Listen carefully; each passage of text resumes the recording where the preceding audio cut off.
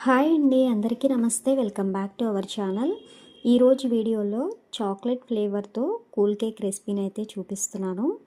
నేనైతే కేక్స్ చేయడంలో ఎక్స్పర్ట్ ఏం కాదండి, ఫస్ట్ టైం ట్రై చేశాను. బట్ అందరూ బాగుంది, నాకు కూడా కొంచెం చిన్న చిన్న మిస్టేక్స్ ఉన్నా కూడా తినడానికి బాగుంది. ఇంట్లో పార్టీస్ ఏమన్నా జరిగినప్పుడు చేసుకోవడానికి చాలా బాగుంటుందని చెప్పి ఈ రెసిపీ అయితే పోస్ట్ చేస్తున్నాను. మీలో ఎవరైనా కేక్స్ బాగా చేయడం వచ్చిన వాళ్ళు ఇప్పుడు నేను చూపించే ఈ వీడియోలో నేను చేసిన మిస్టేక్స్ ఏమన్నా ఉంటే కూడా కామెంట్లో తెలియచేయండి. సో వీడియో అయితే స్టార్ట్ చేద్దాం.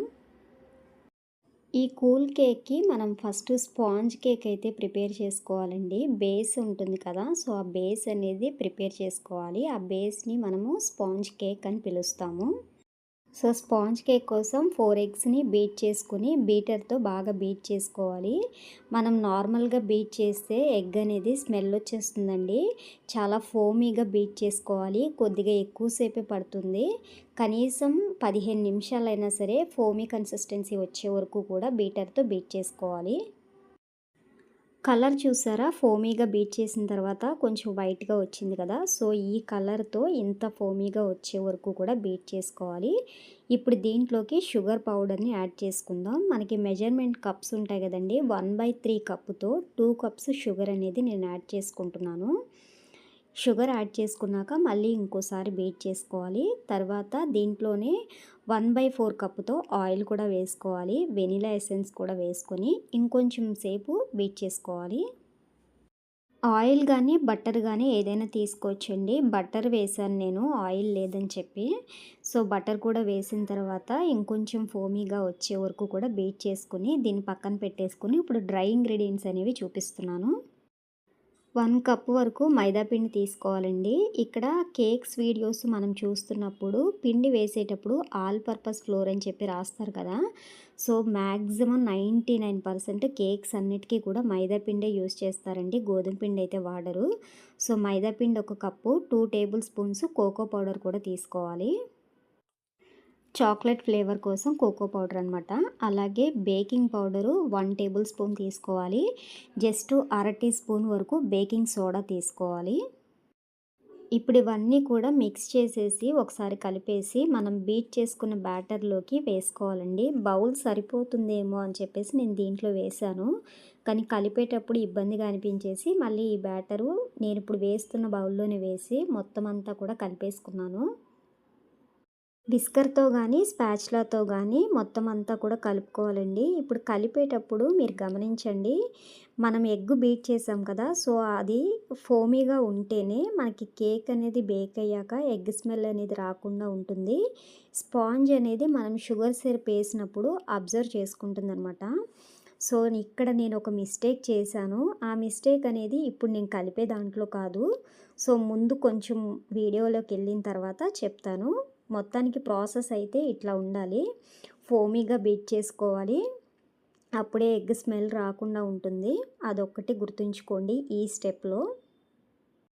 మనం కలుపుతూ ఉంటే చివరికి ఈ కన్సిస్టెన్సీలోకి వస్తుందండి. ఇప్పుడు కేక్ టిన్కి మనము బటర్ కానీ ఆయిల్ కానీ గ్రీస్ చేసుకొని బటర్ పేపర్ వేసుకొని ఈ బ్యాటర్ అందులోకి షిఫ్ట్ చేసుకొని ప్రీ హీట్ పెట్టుకున్న గిన్నెలోకి పెట్టేసుకోవాలి. ఒక అరగంట పడుతుందండి ఈ కేక్ బేక్ అయ్యేసరికి. అరగంట పైన ఒక 5 మినిట్స్ కొంచెం అటు ఇటు అయినా కూడా ఏం కాదు. సో ఇక్కడ ఏంటంటే నేను చేసిన ప్రతి మిస్టేక్ కూడా నేను మీతో షేర్ చేసుకుంటాను. ఇక్కడ మనకి ఫోమీగా బీట్ చేసుకోవాలి. అలాగే కేక్ బేక్ అయిపోయిన తర్వాత కంప్లీట్గా చల్లారే వరకు కూడా ఈ స్పాంజ్ని మనం డిమోల్డ్ చేయకూడదు. మనకేంటంటే ఆత్రం, కంగారు. ఎస్పెషల్లీ నా గురించే చెప్తున్నాను, మీ ఎవరిని అనట్లేదు. కేకు చేసిన తర్వాత అవుట్పుట్ అనేది ఊహించేసుకుని కంగారుగా తీసేసామనుకోండి, వెట్గా ఉంటుంది, పైగా వేడిగా ఉంటుంది. సో దాని మీద నెక్స్ట్ ప్రాసెస్ మనం చేసినా కూడా ఫైనల్ అవుట్పుట్ అనేది సరిగా రాదు. సో అందుకని చల్లారిన తర్వాత డిమోల్డ్ చేసుకుని మన నెక్స్ట్ ప్రిపరేషన్ అనేది చూద్దాం. సో ఇలా మనం బేక్ చేసుకోవడానికి పెట్టేసి మూత కదులుతుంది అనుకుంటే పైన ఏదన్నా బరువు పెట్టుకోండి, లేకపోతే అవసరం లేదు. ఇప్పుడు ఒక అరగంట తర్వాత చూపిస్తున్నాను. కేక్ అయితే సూపర్‌గా బేక్ అయిందండి. ఇక్కడ మనకి ప్రాక్టీస్ ఉంటే అంటే నేను ఒక 2, 3 కేకులు చేసున్నాను కాబట్టి స్పాంజ్ కేక్ వరకు పర్ఫెక్ట్‌గా ఒక ఐడియా అయితే ఉంది. అయినా కూడా డౌట్ ఉండి నేను మళ్ళీ స్టిక్‌తో చూసాననమాట. మనకి చెయ్యి అలా పెడితే లోపలికి వెళ్ళిపోకుండా పైకి ఇలా స్పాంజ్ లాగా వచ్చేసింది. ఒకసారి గమనించుకోండి. చేతికేమీ అంటుకోకుండా, స్టిక్‌కేమీ అంటుకోకుండా ఉంటే స్పాంజ్ అనేది పర్ఫెక్ట్‌గా బేక్ అయినట్టు. సో, ఇప్పుడు దీన్ని తీసేసి పక్కన పెట్టి చల్లారిన తర్వాత డీమోల్డ్ చేసి చూపిస్తున్నాను. మనకి స్పాంజ్ కేక్ అనేది పర్ఫెక్ట్‌గా వచ్చిందా రాలేదా అనేది ఈ స్టెప్‌లో తెలిసిపోతుందండి. బటర్ పేపర్ అనేది స్మూత్‌గా వచ్చేస్తే, అలాగే చూడటానికి కూడా స్పాంజ్ ఏ విధంగా ఉంటుందో ఆ విధంగా మనకి కనిపిస్తుందనమాట. ఇప్పుడు వీడియోలో చూస్తున్నారు కదా! సేమ్ అలాగే.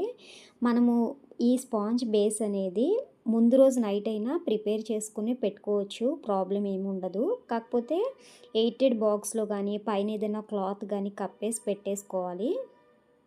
ఇప్పుడు మనం ప్రిపేర్ చేసుకునే ఈ బేస్ అనేది 2 పార్ట్స్‌గా మాత్రమే వస్తుంది.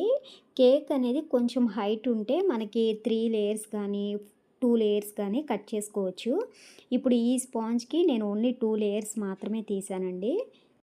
ఇక్కడ కొంచెం జాగ్రత్తగా సమానంగా కట్ చేసుకోవాలండి. ఒకవేళ ఇక్కడ గానీ మనం మిస్టేక్ చేశాము అంటే కేక్ షేప్ అనేది పోతుంది. విప్పింగ్ క్రీమ్ అనేది మనము రాస్తున్నప్పుడు కూడా అంటే విప్పింగ్ క్రీమ్ అప్లై చేస్తున్నప్పుడు కరెక్ట్ షేప్ అనేది రాదు. ఒకవైపేమో హైట్‌గా, ఒకవైపు తక్కువగా అలా అనిపిస్తుందనమాట. సో, మీరు నైఫ్‌తో కుదిరితే నైఫ్‌తో కట్ చేసుకోండి. లేదంటే టైలరింగ్ దారం ఉంటుంది కదా! సో, ఆ దారంతో కూడా కట్ చేస్తారు ఈక్వల్‌గా వస్తుంది అని చెప్పి. సో, మీకు ఏది అనుకూలంగా ఉంటే దాంతో కట్ చేయండి. బట్ ప్రాక్టీస్ అనేది ఉంటే మాత్రం ఖచ్చితంగా వచ్చేస్తుంది. కట్ చేసుకున్న ఈ బేస్‌ని పక్కన పెట్టేసి విప్పింగ్ క్రీమ్ అనేది చూపిస్తున్నానండి. ఇక్కడ విప్పింగ్ క్రీమ్ అనేది ట్రోపోలైట్ ఒకటి, రిచెస్ బ్రాండ్ ఒకటి 2 బావుంటాయండి. కానీ మనకి అమెజాన్‌లో గానీ, డైరెక్ట్‌గా బేకరీస్‌లో గానీ ఎక్కడా కూడా ఈ 2 బ్రాండ్స్ మనకి దొరకవు. సో, బేకరీస్ ఐటెమ్స్ అమ్మే షాప్‌లో నేను ట్రోపోకాల్ అని చెప్పి దీనికి ఈక్వల్‌గానే ఉంటుంది. 1 కేజీ 250 రూపీస్ పడుతుంది. మనకి ఒక 2 కేకులు చేసుకోవడానికి వస్తుందనమాట. సో, నేను అదొకటి తెచ్చాను. మనం విప్పింగ్ క్రీమ్ తెచ్చిన తర్వాత డీప్ ఫ్రిడ్జ్‌లో పెట్టేసుకోవాలి. మనం కేక్ ఇంకా హాఫ్ అన్ అవర్‌లో రెడీ చేసుకుంటాం అనంగా తీసి బయట పెట్టుకొని కూలింగ్‌గా ఉన్నప్పుడు మాత్రం బీట్ చేసుకోవాలి. సో, ఇక్కడ మీరు చేసే మిస్టేక్ అయినా, నేను చేసే మిస్టేక్ అయినా ఏంటంటే బీట్ చేస్తున్న కొద్దీ కూడా మనకిక్కడ కొన్ని టెక్నిక్స్ ఉంటాయన్నమాట.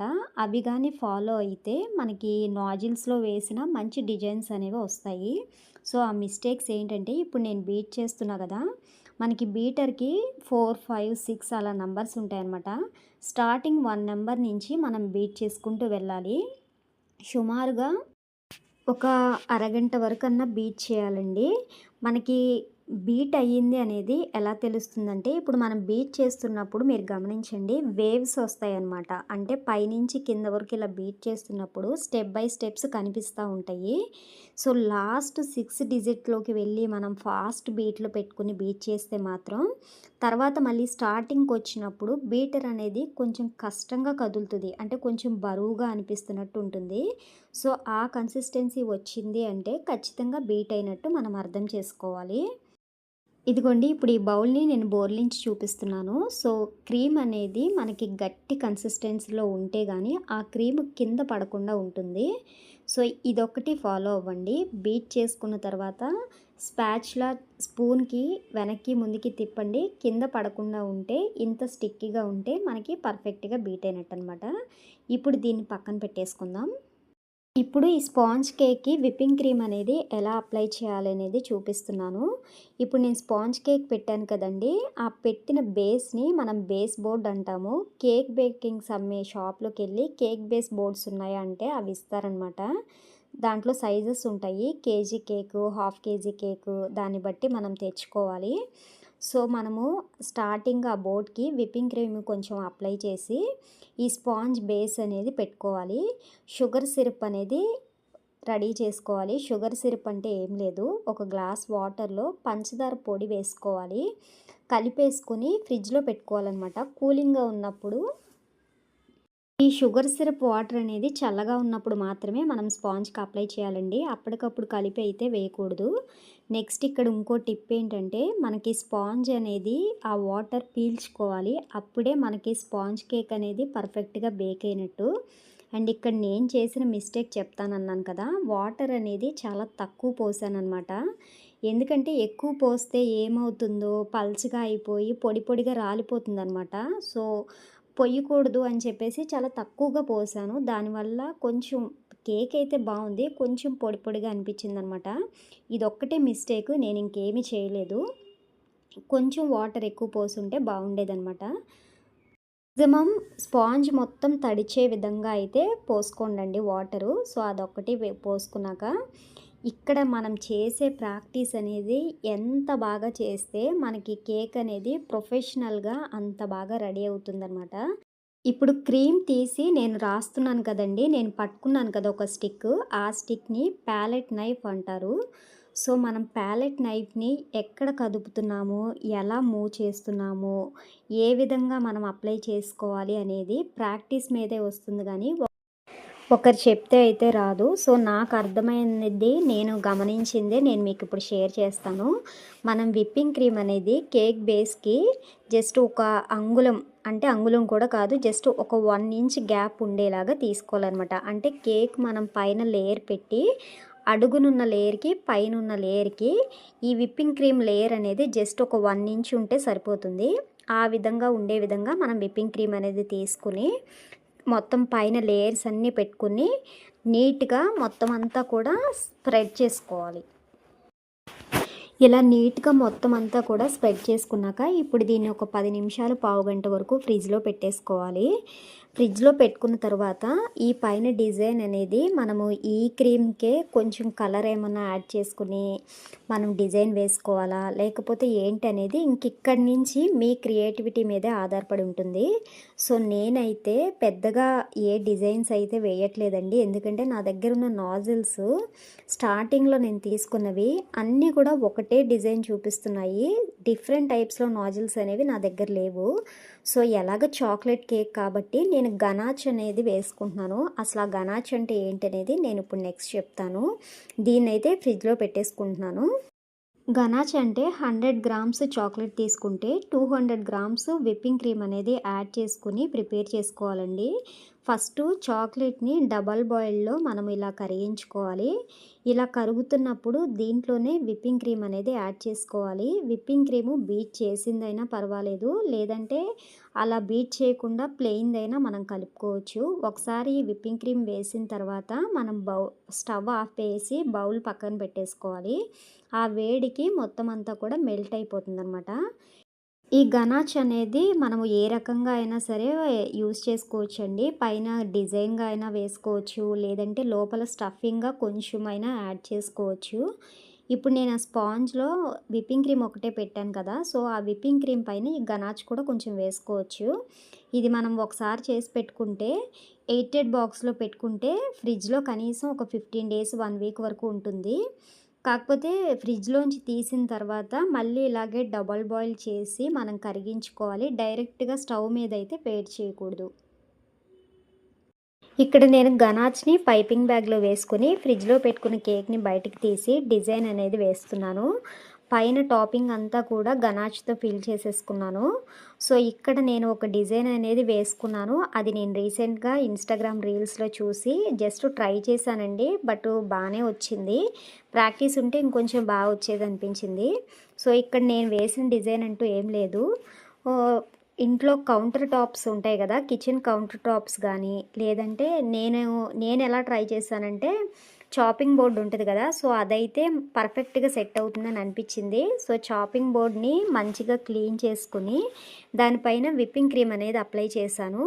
విప్పింగ్ క్రీమ్ పైన చిన్న చిన్న గీతలుగా ఈ పైపింగ్ బ్యాగ్లో వేసుకున్న గనాచ్ని వేసి స్పూన్తో జస్ట్ అలా అంటే మనకు ఒక పైన ఒక లేయర్ లాగా ఫామ్ అవుతుంది, ఒక డిజైన్ లాగా. సో దాన్ని తీసుకొచ్చి నేను కేక్ పైన డిజైన్గా వేశాను. సో ఫైనల్ కేక్ అవుట్పుట్ అయితే ఈ విధంగా వచ్చిందండి. నేను చేసిన మిస్టేక్ ఏంటంటే షుగర్ సిరప్ అనేది తక్కువగా వేయడం వల్ల కొంచెం టేస్ట్ అయితే బాగా వచ్చింది, కానీ కొంచెం జ్యూసీగా ఉంటే బాగుండేదని అనిపించింది. సో వీడియో నచ్చితే లైక్ చేయండి, అలాగే నా ఛానల్ని ఫస్ట్ టైం చూస్తున్న వారైతే సబ్స్క్రైబ్ చేసుకోండి. Thank you for watching. Next మళ్ళీ వీడియోతో మళ్ళీ కలుద్దాం.